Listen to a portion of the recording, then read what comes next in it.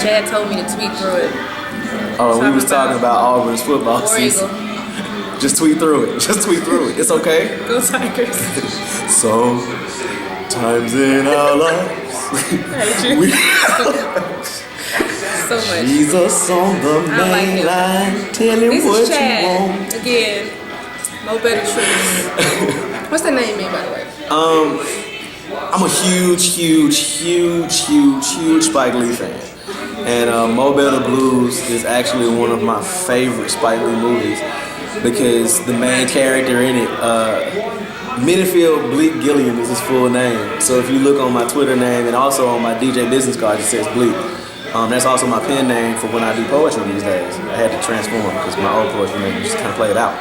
But What was it? nah, it's just overused. It's not really played out. It was 7, but it's just overused. Like everybody wants to be 7 these days. I might forget y'all. I'm the originator. Screw y'all. Nah, I'm just kidding. I'm OG Bobby Johnson. Nah. Anyway, but nah, it's Mo Better Blues is one of my favorite movies, and I dedicate much of my life to telling you the truth. So, Mo Better Truth, the truth as I see it.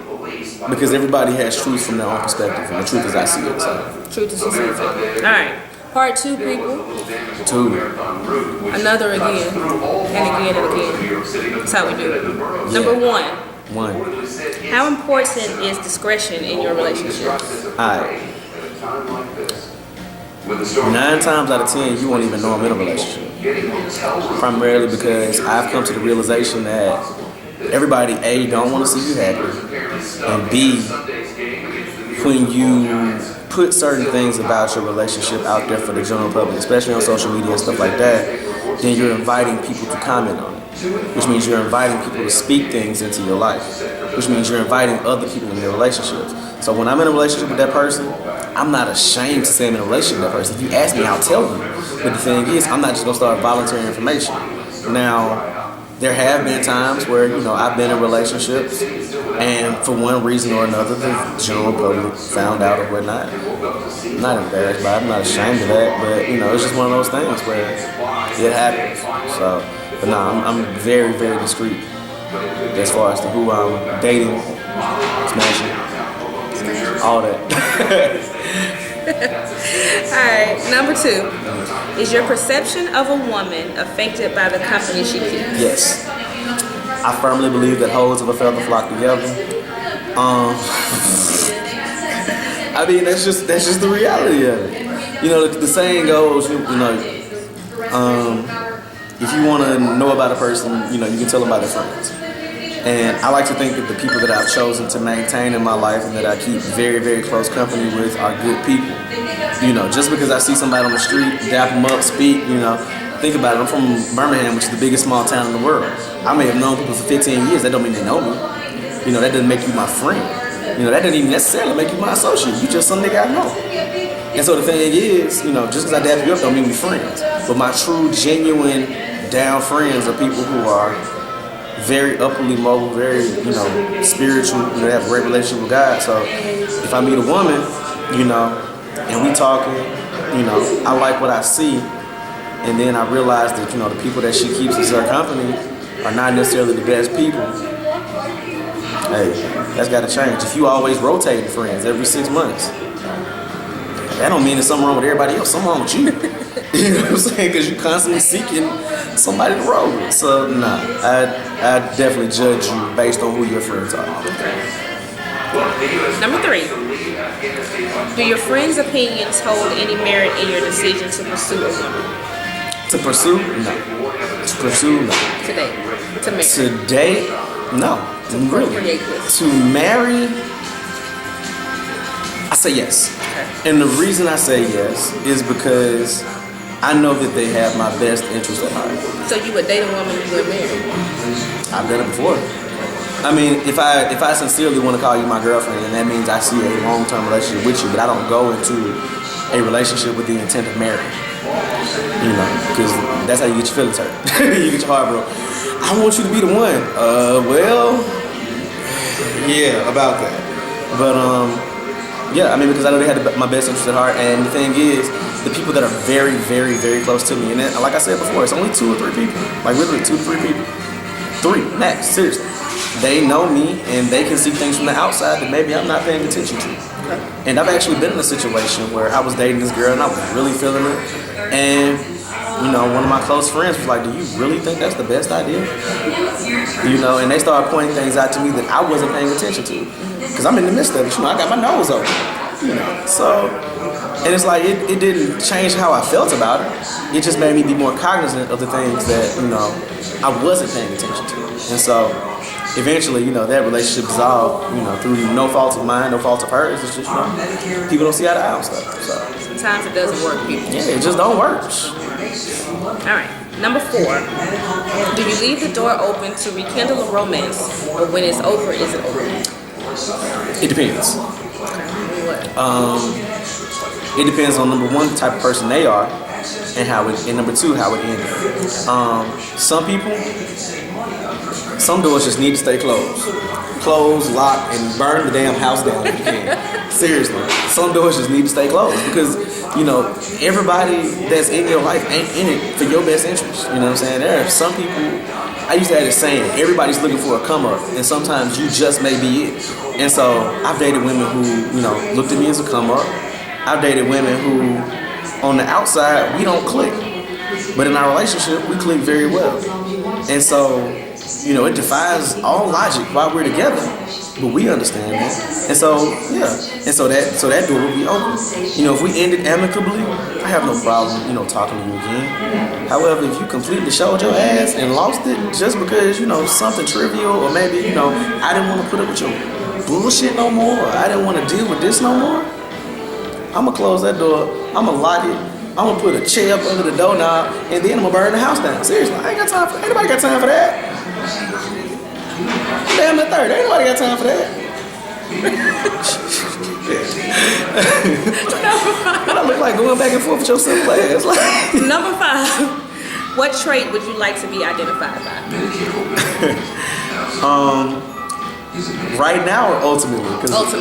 Ultimately, my relationship with God. I mean, those that, yeah, my faith. I mean, those that know me, I sent out a devotional. Ooh, I'm slacking. I didn't send out my devotional this morning. You didn't send out his devotional. Ooh, nah, I feel bad. See, you kind of caught me off guard with that one. But nah, my faith. Devotional coming soon. I tell y'all straight up, man. Like, I ain't there yet, you know, and I don't share this with a lot of people, but God's got big plans for me. And so, you know, I know that eventually I get to that point, and He's working on me daily. But I send out a devotional every morning to my people. It's about 32 people on that list right now. You know, I constantly pray. She's one of the 32, you know. And so I constantly keep on it, and I constantly try to get better every day. If I don't get better in a day, then I feel like I'm stagnant, and stagnation equals death to me. So Gotta keep it moving, people. Number 6. Number 6. What is your biggest pet peeve? My biggest pet peeve. I hate people who complain. People that can't do. You know, that automatically assume they can't do something. I hate the word can't. That word, like, I was told so much in most of my life what I can't do. And so the best way to get me to do something within reason is to tell me I can't do it. And I hate people that just automatically defer to the negative. Like, honestly, your life ain't that bad. And the thing is, if I can go through what I've been through and be still standing today, I mean, I've been homeless, you know what I'm saying? I done been stabbed. I done been through all kinds of stuff, you know. And if I can still be here today, don't tell me what you can't do. Furthermore, don't tell me what God can't do. Like, that whole defeatist attitude that some people got, or something's always miserable or something's always negative, you gotta get that out your life. Because my thing is, I say this every morning, this is a self-affirmation for me. I will allow no negativity in my spectrum of influence, in my sphere of influence. So that means if you're close to me and you say something negative, nah, I'm gonna stop that right there, I'm gonna cut that out. If it's some negative stuff coming to me from somebody else, I'm like, oh, okay, well, that was all well and good, but I'm gonna do this over here. You know, I ain't gonna allow that, so I hate it. That's my pet peeve. Negativity and complaining. Number 7. How do you gauge success? For myself, I probably, like, since I'm my own worst critic and I'm always constantly doing something, I don't even think about it. Like, I feel like I'm on a great path right now. God has definitely set my feet on a path that's towards something big, but it's like I don't think about success. I mean, I guess when I get there, I'll know, but I'm not gonna. You know what I'll gauge my success by? If my family's taken care of. That's how I will see myself as successful. If my daughter can go to any school she wants to and not have to worry about student loan debt, then hey, I'll be successful. And that's the goal. So Auburn's a great school. you know what? My daughter would be able to go to Auburn. If my daughter wanted to go to Auburn, I'd let her go to Auburn. It's only 2 schools that she's not allowed to go to. That's the University of Tennessee, because I absolutely hate Tennessee, and Alabama. And that's my alma mater. I wouldn't let my daughter go to Alabama. Maybe a part 3 on that. Number 8. How much do you care about how others perceive you? I'm not gonna sit here and pretend like I don't care what others think. I would tell you right now that 90% of the people that you see out there saying, I don't care what y'all think about me, and they say it so much, or I don't give a fuck, and this, that, and the third, you care. No, like, you care. Otherwise, you wouldn't have to tell us. If you really didn't care, you would be moving on about your life. So I'm not gonna sit here and pretend I don't. However, how people perceive me is not a large part of my life. It really isn't. I'm still my own man. I'm gonna make my own decision. I'm gonna do what I want to do. Well, God willing, if it's in God's will, I'm gonna do what I want to do, and you're not gonna stop me from doing it. So, people be like, if you don't feed me, finance me, or F me, then you ain't got no say so. Well, that's not always true, because the thing is, when you get dressed up and get cute to go somewhere, or you get fly to go somewhere, you want somebody to tell you look fly. When you accomplish something and you announce it on social media, you want somebody to click like on Facebook, or you want somebody to retweet your accomplishment. So don't sit here and pretend like that, man. That's be real with yourself, So is that I say if I had to put it on a scale of 1 to 10, about a 2. So I am concerned a little bit, but it's not gonna change my life. So perception is not reality. Not for everybody, because you could perceive me as a complete and total jerk, but then somebody else could perceive me as a wonderfully nice human being, which I'm both. I'm both. Number 9. Are you turned off from a woman with a foul mouth? Potty mouth. Cuss like a sailor. If I say yes, I'm a hypocrite, because I have a problem with cursing myself. Unnecessarily, arbitrarily cussing, I don't do that, and I don't like that. You know what I'm saying? If you're emotional, I guess I can understand it. I mean, statistics have proved that when you're in pain, cursing can actually reduce the pain in your mind. Like, seriously, Google that. Google that. It makes you feel better when you stub your toe and say, shit. You feel a little bit better after you get that out. And so, I mean, I don't like a girl who got like a real foul mouth. But, if you say a cuss word here and there, I ain't got no problem with that. Cool. Last one. Last one. Number 10. Would you rather be feared or respected? Respected. Okay, why? Fear will cause people to turn on you. This is true. Castro, look at Castro. Castro's people, while Castro is one of the great dictators of our time, I guess.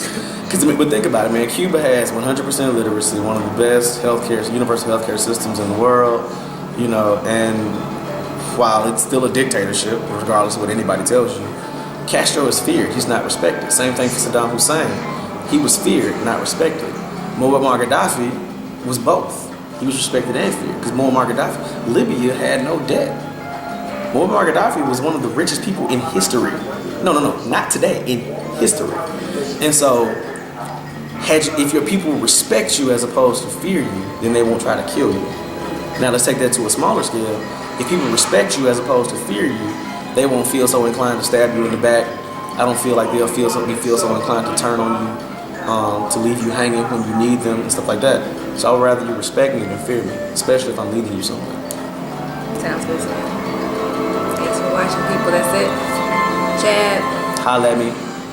At Mo, M-O, better, how you spell better, and truth with the S. Truth with an S. That's me. Because he likes to give you more than one of them. That's me. All day. By myself. One man. One pillowcase. One mattress. You ready to go night-night, nigga? He ready to go night-night. I'm ready to go night-night. Bye, y'all.